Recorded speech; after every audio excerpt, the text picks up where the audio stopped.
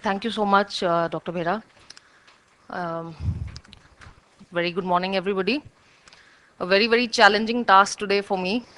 Um, Very intimidated after a very, very excellent performance by Sir, by Bhera and an excellent delivery of his presentation.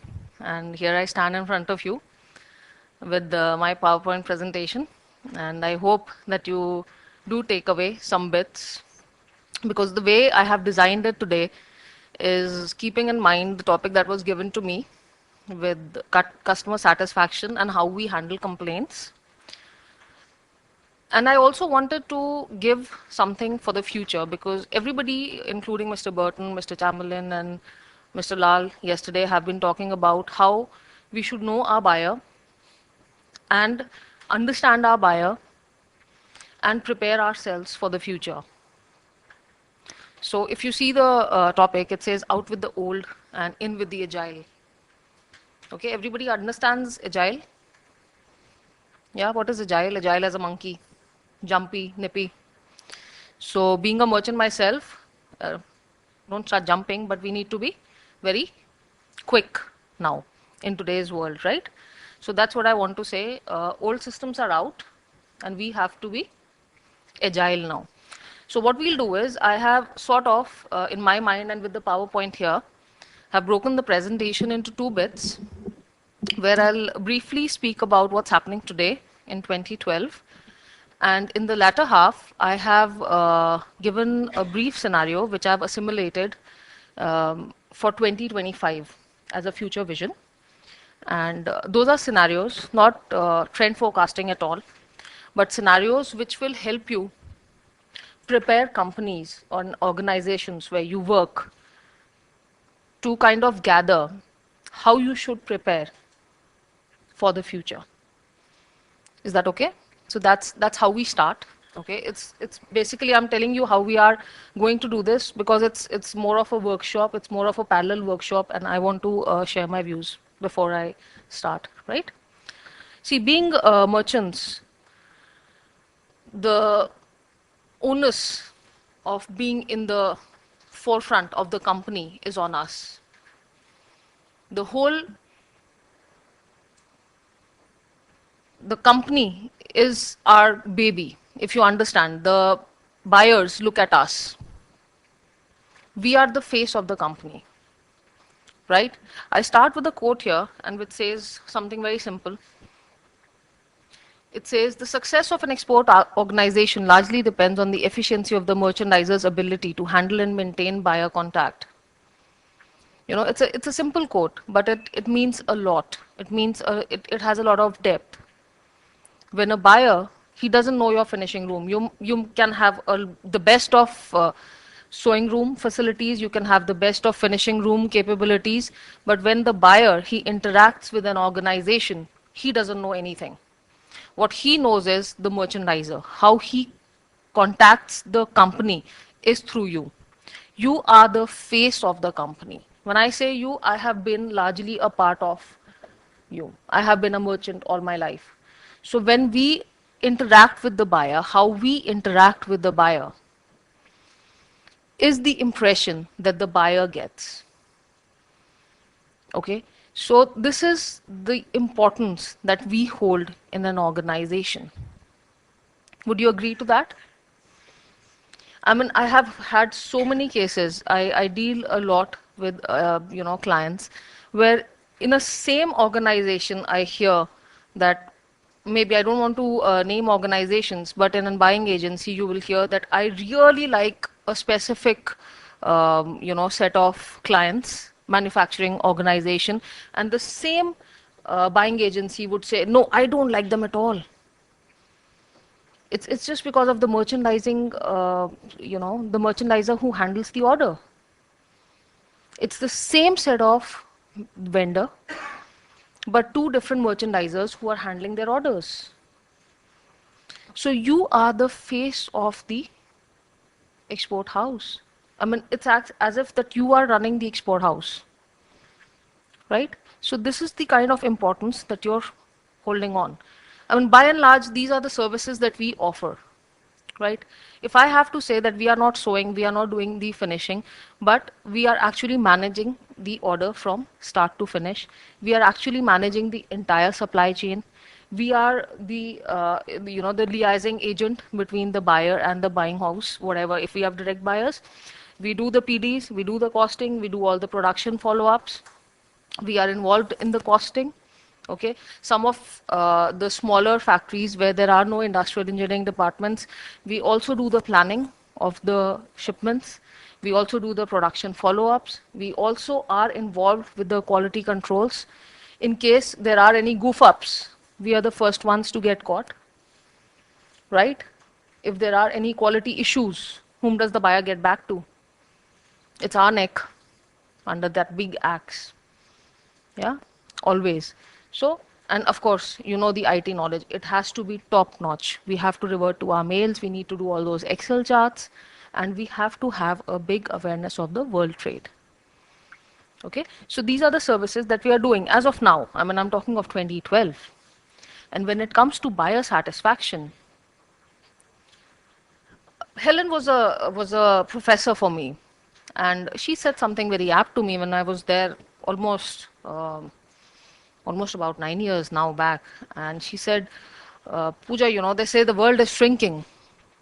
But unfortunately, what we as buyers are doing, we are spending a lot of time in talking and communicating with the vendors. She said, I don't want to do that, if you ask me.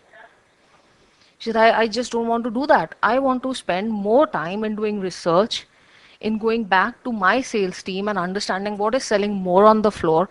I want to do more trend forecasting. I want to do other things. But what I do typically is I keep talking to my vendors back in all the other countries. Maybe it is India, Bangladesh. I'm not being country specific here. But I was listening to Optitex yesterday, and the way he was explaining, you can cut down 50% of the time in communication. Okay, buyers don't want to go back and forth on emails. That's not what we hold for the future. We have to cut down. We are talking of lean in production today. Lean in merchandising is also what is coming in. This is a statement from a buyer who says we are spending a lot of time in communication.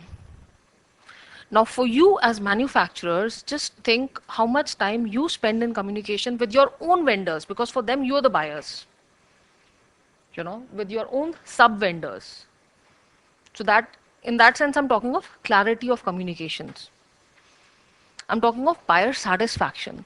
We have, if you talk of, roles and responsibilities, this is a typical process flow. The work that you do, you'll see a lot of lab dip approvals, a lot of fit sample approvals, everything that you do here.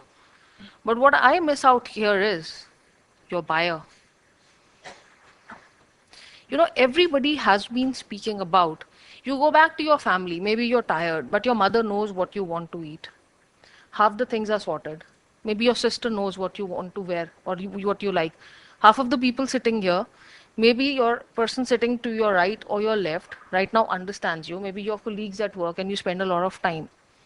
What I'm trying to drive home here is, if you know your buyer well enough, half the things are sorted. There is something called as buyer satisfaction. Just very recently in September itself, I had this opportunity of taking some sessions for OGTC for merchandising, and we were at Dimple Creation. So Mr. Nayyar gave a very good point, and he said, if you have to be a good merchant, he said, know your geography well. He said, I always tell freshers, know your geography well. If you don't know where Brazil is, how do you cater to your buyer? You have Google. There are people, I mean, in this room, there are all youngsters, not a lot of old people. But there are people coming down from time when they did not have the facility of emails and Googles. Right now, you just need to Google everything. You have Wikipedia where you get all the information. You have number of people living, what they eat, what they like, what they don't like, what kind of dresses they wear, what kind of cars they drive. You get to know your buyer. You service them well. I'm not saying you have to talk to them in that regard, but that is the kind of comfort level that you gain. I know we are not in a world where we used to thrive on relationship, relationship, relationship. However, we do survive on a mutually beneficial relationship. What I mean to say is that in a everyday society, when you're dealing with your buyers, there has to be a mutually comfortable zone that you need to survive in. Would you agree to that? Do you understand what I'm trying to say? If you have a rapport with your buyer, I would like to give you an example here. It was a, I think, second day of my joining Gap, and we had this order for a lady's kurti, a tunic, which was about 1.25 lakhs, 125,000 units. And third day of my joining, we had to leave for an offsite to Missouri. I come back, and there are mails. So we were off for 3 days exactly. The order, not by God's grace, because I was with Old Navy, so they always multiply, got converted into 6,25,000 units with the same ship cancel, of course, and no surprises there. So you have to deliver. The buyer is always right. And right, what do you do? I don't even know how to generate the POs. Remember, it was my third day of joining, and I was enjoying myself at Missouri with the offsite. I didn't know what to do. You have seniors to support, but here you're talking of buyer satisfaction. So everything had to be done, and there was a tie and die order. And it might sound a little strange to you, but I'm talking of about 2004, so that's some time back now. We actually went down to Jaipur. We went down to those small rooms where there were women doing the tie and dye. We made those photo shoots, and we had to kind of educate the buyer, tell them that this is not a process where you will get repeats. It is not a process where you will hang all those garments and they will look the same like you want for other garments. Tell them those SEBA dyes will be involved, but still, the parameters, the other testing parameters would stand differently. So I'm talking about buyer satisfaction. There needs to be a rapport. We are dealing with human beings. Okay, we are not dealing with another planet. It's a different continent. But we have to have a rapport. We have to have certain kind of levels of commitment that we are talking. And of course, there need to be a time that we go back to. We can't say this on the last day. And then there needs to be a planning that needs to be done. So we went back, we made those shoots, we went back with those shoots. We took the liberty of actually saying that we will make all these approvals in India office, because it was impossible to send all those patas, or what we call them, and send them there for approvals, because it was impossible. I had 6 factories for those orders. We started initially with 2. So we had to make 6 factories to maintain the same ship cancel. So here comes in the buyer satisfaction. They were satisfied, okay, that something is happening. This is the truth, and we are not kind of just making up the story. Okay, we were educating them in process. So this is the kind of rapport that I'm saying. It is the kind of knowledge sharing that I'm saying that needs to be done. I mean, this was good, right? I mean, this is what happens. This is what we do. This is our work as merchants. There's a lot of things happening in there. But where is the buyer? Buyer is a person. Buyer is a brand. It's a personality. But you need to understand where that satisfaction level will come from. We cannot miss out the face. Are you with me? And then when we are handling complaints, you know, it's it's simple. It's a saying which has gone over the years. If life gives you lemons, just make lemonade, right? Okay.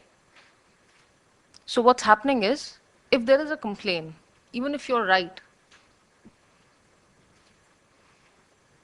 half the times we feel we are right and the buyer is wrong. What do we do about it? Have you had instances like this when you felt you were right and the buyer was wrong? And still he wanted to say that, no, you are wrong? Anybody would want to share such an instance? Any such recent instance that you would want to share? Has it happened that the buyer says, no, you're wrong, and you feel that you were right? I can see some smiles, but nobody's coming up. Yeah, it's a parallel workshop. It's okay. Argument on certain measurements. Like Okay. of course, we have to agree to with the buying agency. Okay, we go ahead with some tolerance. It's Okay. becoming difficult to explain to the buyer. So buying agencies give us some tolerance. Okay, let's go ahead. Most of the time, we correct. Let's see, there are a lot of instances. All that I wanted to put across this was because this was given to me as a specific topic this time. I wanted to just say that we can have just, there are no specific one time recipes that we can say, okay, if this is the thing, you do this, because it's a very subjective world with merchandising, okay? We have to, retention is the key word. If you ask me as a marketing person, probably first 3 times I'll say, oh wow, I can get you new buyers, no problems. I can just book me a ticket to London, it's okay. It's okay, I can get you 3, 4 buyers, no problems. Book me into Spain, that's all right. I'll just have a nice trip to Europe and probably I'll get you 2, 3 buyers, that's okay. How many times can I do that? That's more important. How many times can I do that? How many buyers are there? There are a lot of buyers, no worries. But how many times can I do that? It is more important to retain your customers. Okay, that thing there which says an average American company loses half of its customers within 5 years. Retention is is the key. It is important. So I've just put in a small recipe for you there, which says if the ingredients are complaints or low ratings, a lot of times buying agencies say you are low on the scale as compared to other vendors, right? You get your ratings. What you need to do is you need to actually analyze what are the signs of dissatisfaction, what was the experience which went wrong, what is the root cause analysis. Are your shipments actually getting delayed? Why? Okay, you need to get into a meaningful discussion. You need to understand there needs to be a proper root cause analysis. You have to put a positive spin into it. We are the manufacturers. We have to take it into stride. I know, I mean, we have had discussions in the forum when we have turned the table this time and we have said things about employees and things about buyers. But we have to put things into a positive light, and then that bitter juice actually turns into a sweet lemonade. We cannot be defensive about complaints. I've had instances when sometimes, as a buyer, I've had this opportunity while I was in UK. I had this little stint. I was working with H&M, and I asked one of the vendors, and I said, send me the picture of, there was a flower which was a crochet which was getting crushed, and I said, send me a picture of that box, and I need to analyze it. And they said, oh, I'll do that. I'll do that. And then there was no response. And I waited for 1 hour, 2 hours, 3 hours, 4 hours, and I said, hello, I'm waiting for the picture. I said, oh, you know what? The digital camera, there's one camera, there are no batteries. What do we do? And I said, there's nobody. If there is somebody in this room without a camera phone, please raise your hand. And you're telling me there's no digital camera in the factory? So you can't be defensive about it. But yes, you can put a positive spin. You can do a root cause analysis. You can take those complaints into your positive stride and see what things you can do so that you don't lose your customers. You have to gain the confidence. Okay? You have to take them into confidence. Understand, like I said, it's not another planet. They're human beings. They will understand. But the time and direction needs to be correct. Is that okay?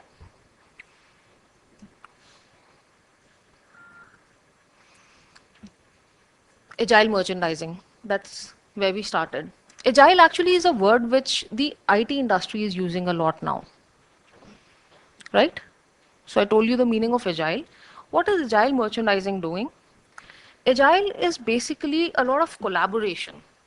Okay, it means building your TNAs. We always do that. In fact, I had this opportunity. I keep on talking to a lot of merchants, And what we do is we do a lot of TNAs. Everybody agrees to that. I think nobody will say that I don't make a TNA. Okay, none of the merchants will say that I don't make a TNA. Everybody makes TNAs. However, hand on heart, okay, hand on heart, some people will then come up and say that we do it for buyers. Okay, another percentage will say that we don't really look at it every day.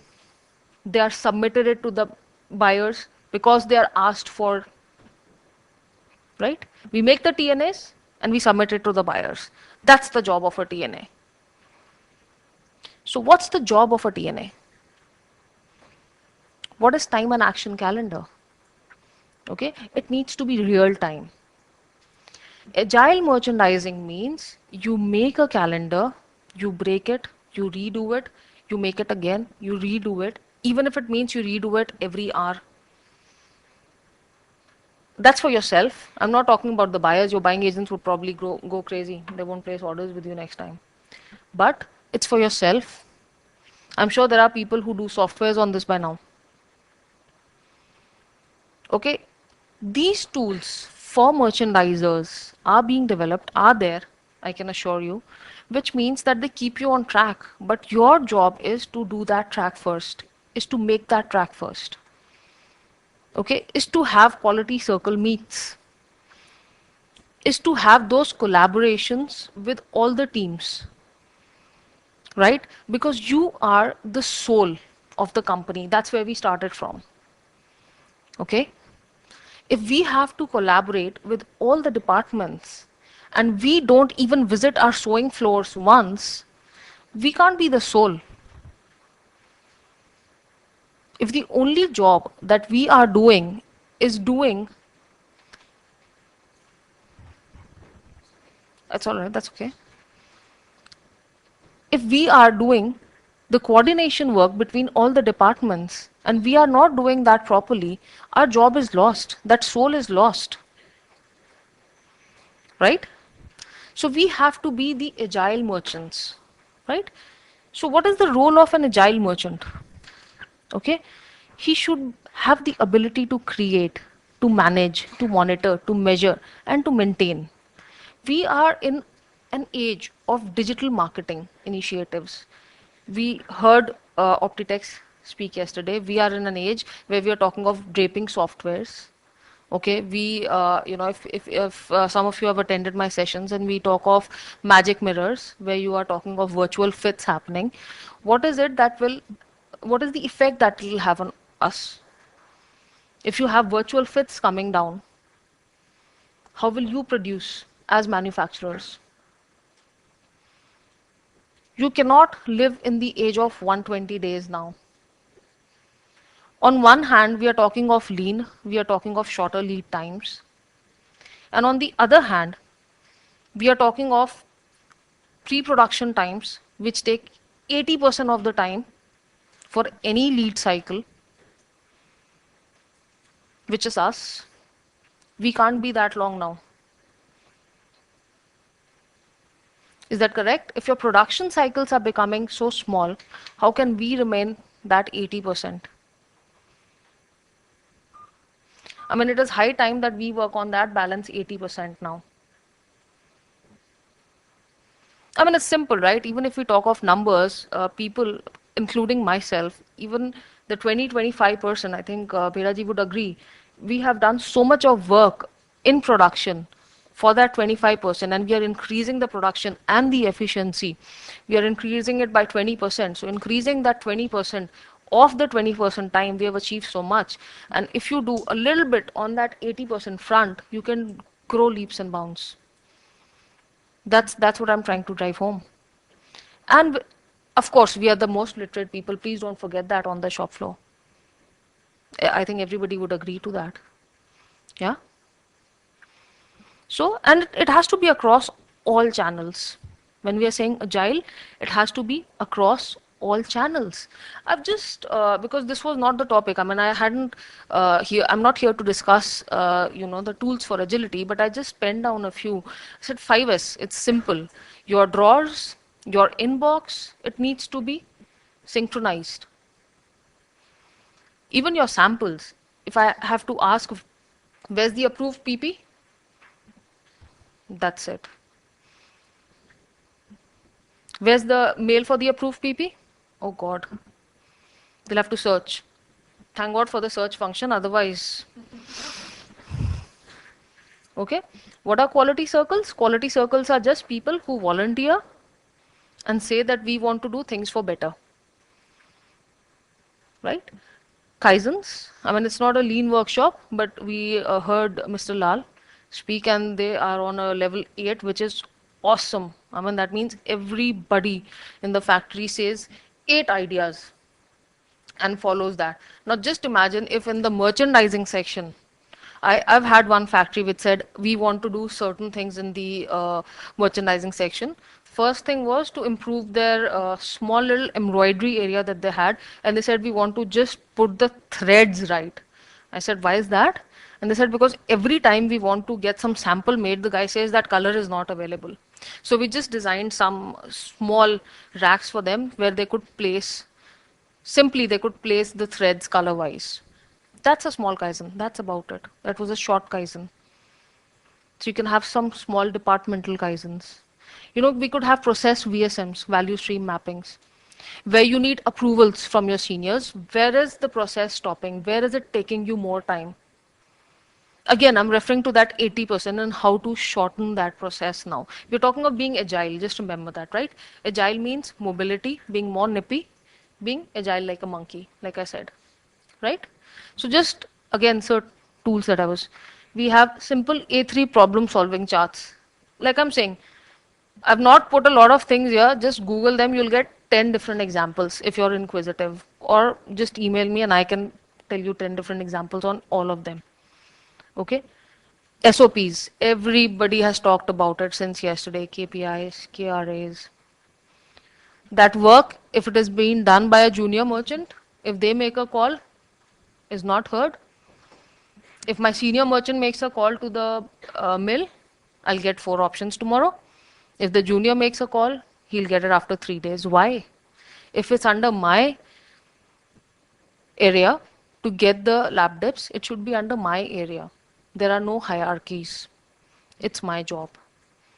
It's that SOP and it's sorted. That's the SOP. We have to get the things correct and straight. We are all becoming so tech savvy. All of us have Blackberries. We have Google calendars. We can share it across with our seniors. We can have all meetings done. So we should use all these things, okay? So these are the tools which I just wanted, a very small snapshot, believe me, the list can go on and on. And these are the tools I'm calling method to madness because, again, like I said, it's a completely mad world and we can have, but we can still have tools for, the agility department there. And if there are people who were here last time, I had just shown a small example of how TNAs can actually be uh, done with a small fundamental of critical path and how we do it differently.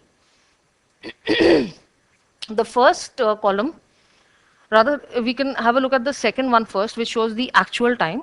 Okay, first lab diff. If the actual is 2 days, then commence is 3 days. First fit is 2 days, right? The second column is an actual. The first is as early as possible. Okay, and the last is as late as possible. You know, it's again a technique that I had mentioned and it is very commonly used. What people are doing for TNAs is, as a habit, we add safety buffer at each stage, right? For each stage, we have this habit that point number 1, lab dip can come in 4 hours or 5 hours or 6 hours of the working day, or one day, we'll say, okay, 2 days. Comments can come in 2 days, but we'll still take, okay, 3 days. So every time we were saying, okay, safety buffer, safety buffer. So we came down to a total of X number of days. So there was another way of looking at it. We said, why not have it as early as possible? And then say we can have a safety buffer of 15 to 20%. Are you with me? I'm just giving you an example of how we can shorten that 80%. right? How we can actually work. It's not a big deal, believe me. Everything, if you add a safety buffer, it's not gonna work. Buyers are not the same now. Buyers are working on 6 days delivery time. It's not for that reason that Zara is being so successful and the model is being discussed world over now. Right? So there are models of as early as possible, then you can have the safety buffer at the end. So there is a difference there. You can see from the totals.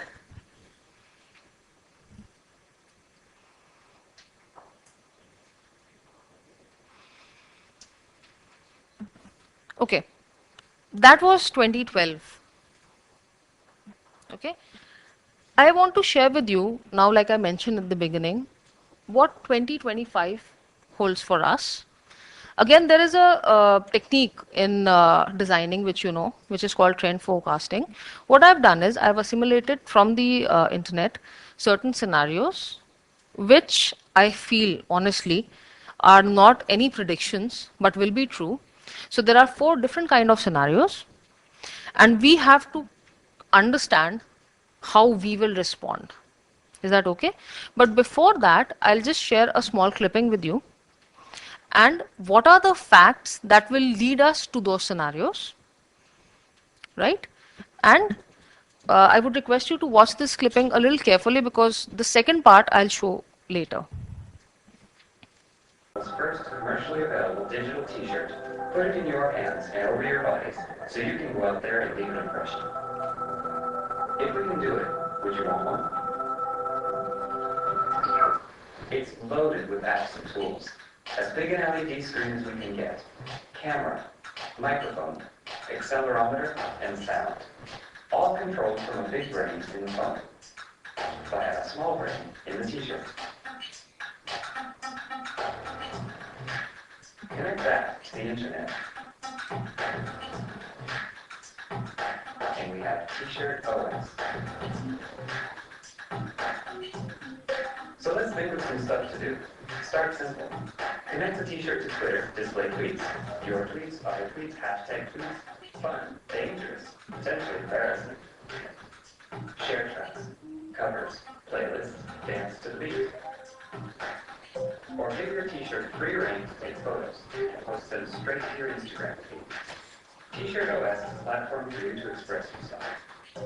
This is what the tech can do. The story it tells us here. Which brings us back to that question, would you want one? So right, we are not talking of very far off, and we are actually talking of consumers of 2020, and this is happening actually. It's not even 2020, and consumers will be thinking differently. Consumers have started thinking differently. More and more people have started buying the diesel versions of cars in India also. We have started talking sustainability. OGTC is a very good forum. You can see the way carbon initiatives have been taken up, right? And all this is happening now. You know how cell phones, internets, I mean, I don't need to, it's happened in front of us, right? How malls have and what they have done to us in the last 10 years, what has gone uh, within, in front of our own eyes. So again, like I said, it's a vision into future. But actually, just imagine what what is the fashion of 2025? Why and what is the future? I mean, everybody knows there is water shortage that is going to happen. There is a oil shortage. There is a population boom. There will be a shortage of resources. And but what are the factors which are shaping the future?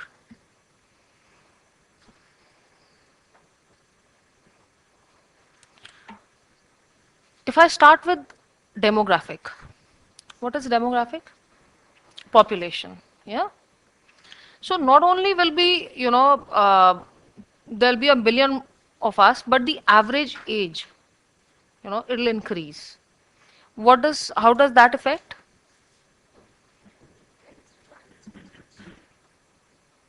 Come on, guys, it's supposed to be a parallel workshop. How does it affect?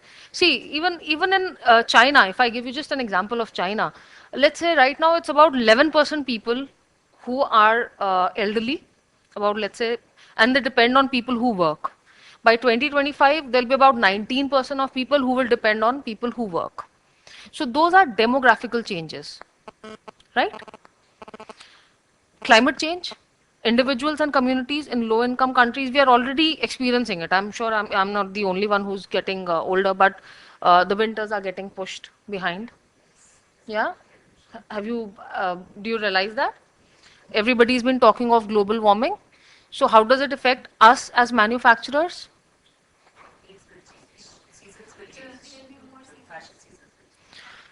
Also things like about, I mean, by 2025, now these are real facts. I mean, 1.85 billion people will be actually living in places or regions or countries with absolute water scarcity. Again, what is the effect that it will have on us? We have been talking of an advantage, with due respect to the speaker, that we have the advantage of being a cotton manufacturing country, yeah, of the raw material advantage. Maybe we will not have that advantage because we will not have the water to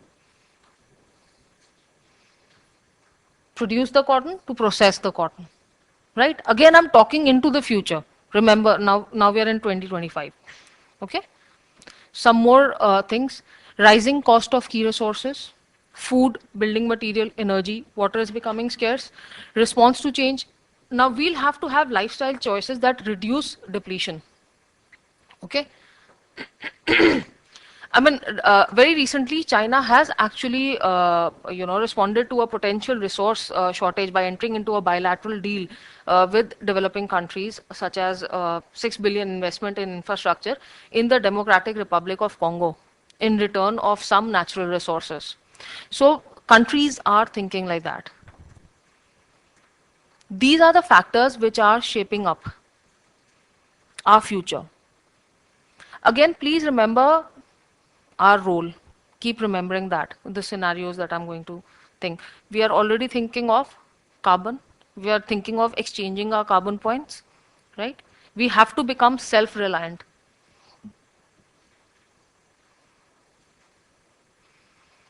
Disposable income. We might have more savings because even though we'll have the money to spend, but maybe we don't have those many clothes to wear. Maybe there are not many people who are producing those new clothes. Okay, even you'll be surprised that even in DLF Promenade, we have started having those second-hand clothes party. I was very surprised. I think somebody's heard. Okay, so I was doing this research, and we are having it in Delhi. So this was a rage in UK. The trend has begun in India also now. For us, it was like, second-hand clothes. Now even celebrities are coming and giving their clothes away. It's becoming a rage. What will the legislation do beyond climate change and resource shortages? There'll have to be some measures to curb the quotas, for cheaper imports, for increased standardization. Till now, there has been less of such things. There has to be liberalization of the sector. So, will we see the recovery of exports from the China boom once again? These are questions. I mean, this is for you to read. China's economy could be the largest in the world. There are no guesses for that. And we might have caught up with the US.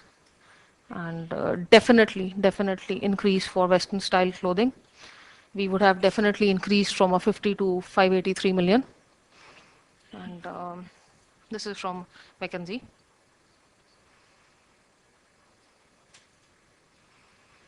So sustainability, everybody has talked about it. Car sharing has already happened in a lot of offices. We'll be talking of eco detergents, which use less of water.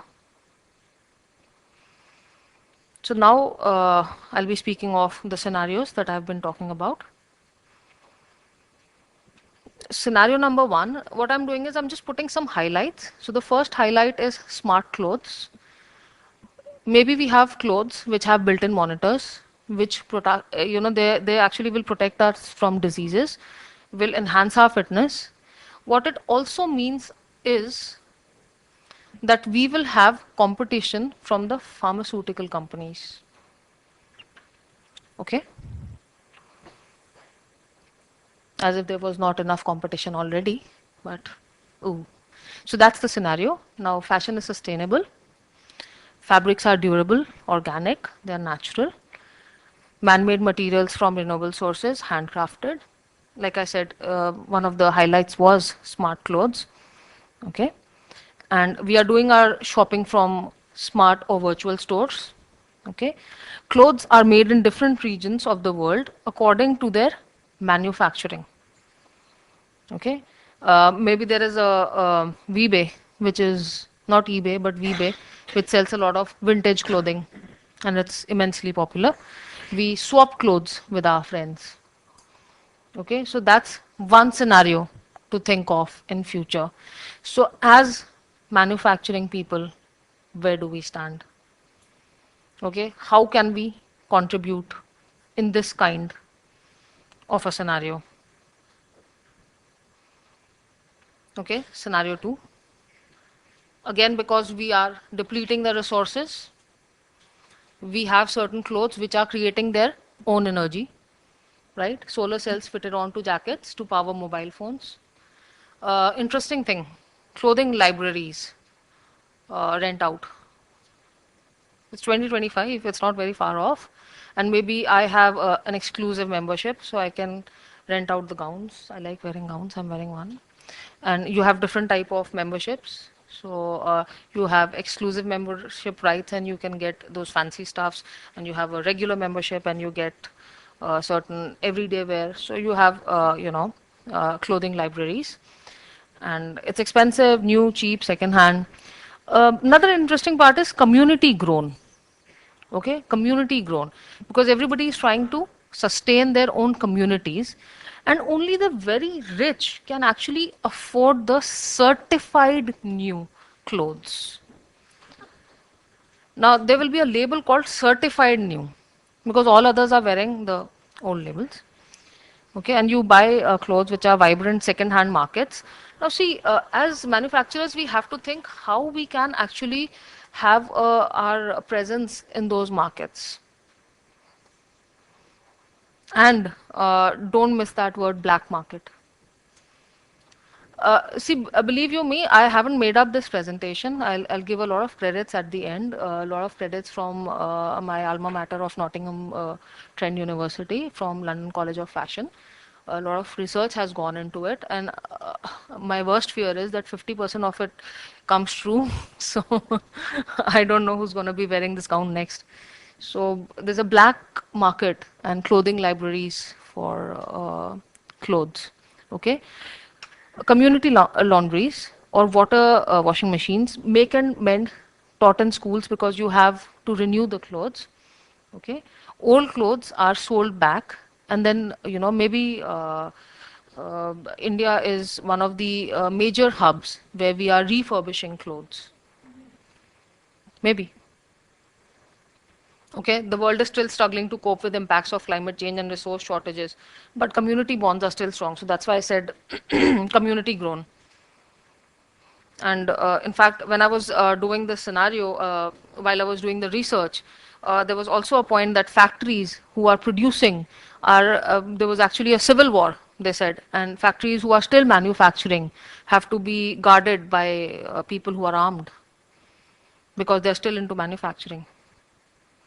Because there are resource shortages, please remember. And to do any processing of clothes, you need water. And if people don't have water to drink, if you remember, I said 1.8 billion people not being able to have drinking water, and you're talking of processing water for clothes. So those factories have to be, saved by armed gangs. Third scenario, you go for a holiday and you have a holiday wardrobe package, wherein if you're traveling to Angola, so you can have, a selection from those specific countries, and crowdsourcing, where actually now this is interesting, where instead of buyers telling what they want, or retailers, buyers as in retailers, we as consumers vote online what we want. Okay, this is crowdsourcing, and we vote online, and this prevents overproduction. And the third highlight of this being chameleon clothing, where you have a black stage, and it actually mimics the celebrity of that time. Okay, so you have a black canvas, a black dress, and it kind of takes up and it changes into what the most popular celebrity star. So suddenly you'll see a Lady Gaga here. So that's the third highlight, and it's fast-paced, low carbon. Fabrics that we wear are high tech, and you have you don't need to kind of take measurements. There are 3D body scanners, and clothes are made by machines only. And unfortunately, it was mentioned only in China. They are delivered to stores like in IKEA, and they're modular clothes, and they're all assembled. You have just a technician and a designer. Vera sir is looking very concerned, I think. Not concerned? Yeah. Okay. So and care for clothes is personalized, and the coatings that you need. So it doesn't need a lot of washing. Okay, so you just need a cup of water to wash those clothes, and old clothes are all composed and disassembled or remanufactured. So that's another scenario. Okay. So quickly, the last one, clothes are grown from bacterial cellulose, different looks into one.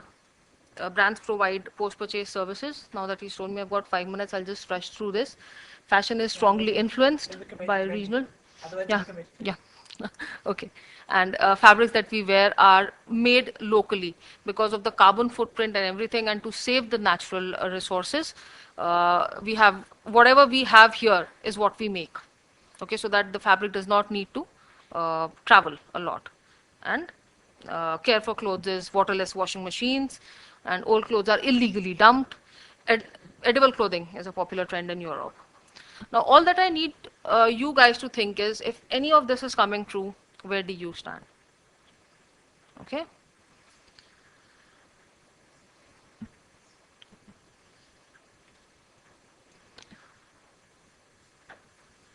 What are the implications?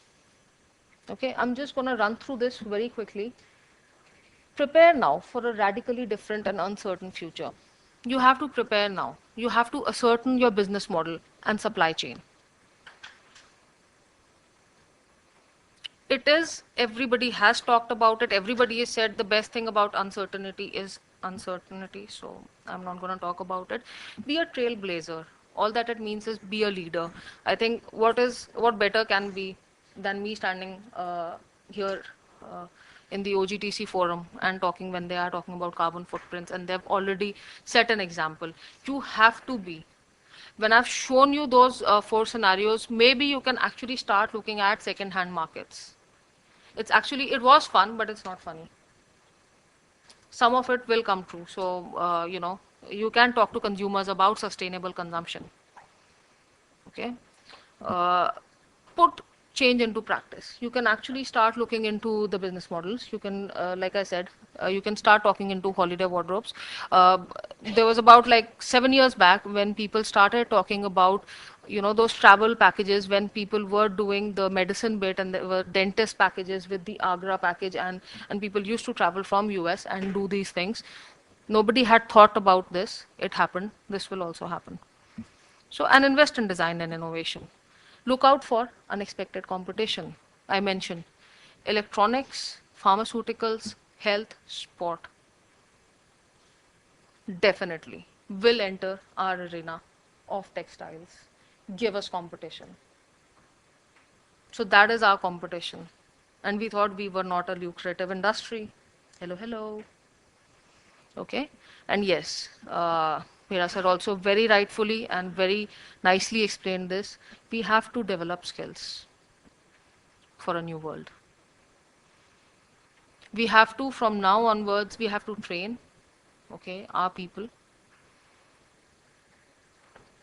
for the new generation, for the new world. If that is the world that we are going to enter, it's not going to happen today. The carbon that we produce today will not impact tomorrow. It's the carbon that we produced in the last 15 years that's going to make that impact. Right? So before I end, can I show that last video for 2 minutes, sir? And then okay, that video is just giving me the trouble because it's a link to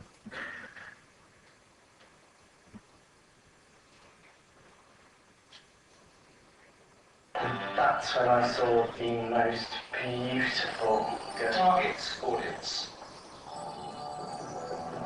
so you remember the video that we saw first, right? The t-shirt? Which showed it 10, 20 takes in full action.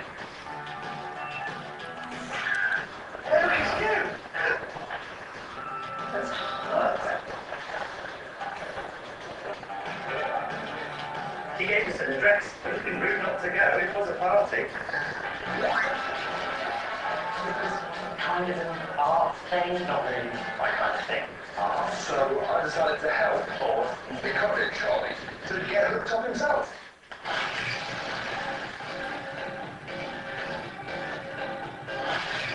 And you know what? It worked. The subject seemed to get the man behind the technology, but Sonny picked that precise moment to test another function. No, we are. I agree with you. So we moved on to a more controlled environment, somewhere where T-shirt OS could really shine. Something's got a hold of my heart. You're keeping my soul like a spirit apart. So other advantages of being in the future there. And before I end, just a last note that the thing that I started with, we are the face of the company. We are the future of the company. We are the power as merchants. Don't underestimate yourself.